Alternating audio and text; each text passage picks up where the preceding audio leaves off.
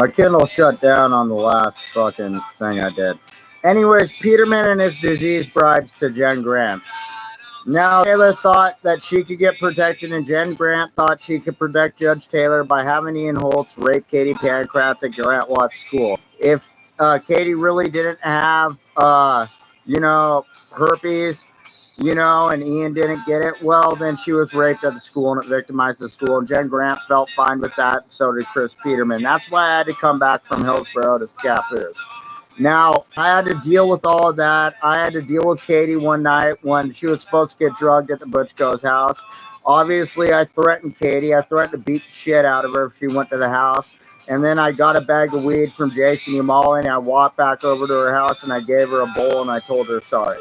Sorry, Katie, I just didn't want you, and getting in the way of what was going on with Haley at the time because you didn't know that yet. And I was just in the middle of dealing with that. So shut the fuck up. Anyways, that bribe came into the herpes scandal that could get Judge Taylor out of being contracted with Tasia Bellwood that Nick Brazic promised, not John Berg.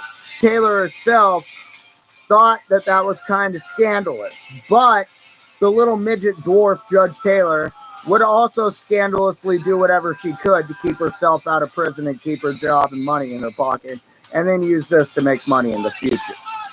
So, in return, Chris Peterman needed to say that I had herpes, right?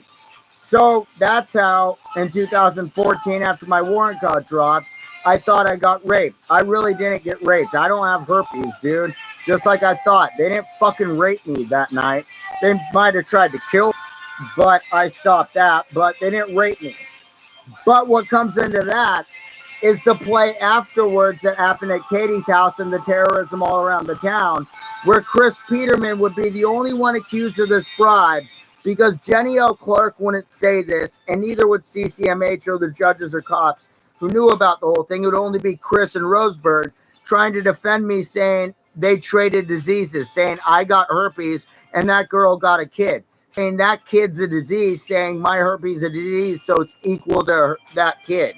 What actually could be used for the medical thing for Dr. Garvey is to look into if herpes could give a kid, autism, a disability, and all that. So they needed me to have herpes. In Chris Peterman's dream racket, it doesn't matter if I'm a felon or not.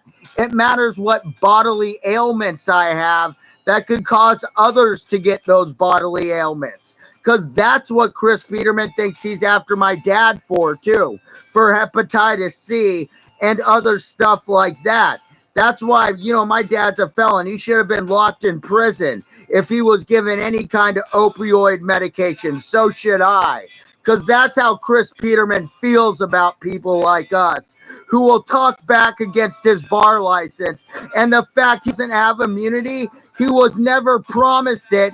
He promised it himself through the Gray family with no promises or evidence at all that anyone promised him it from 03, the time he had his bar license, till the murder of Danny Boom. He just wanted to arbitrate the fact from Roseberg that he should have it, and he wants to do it to a federal courtroom.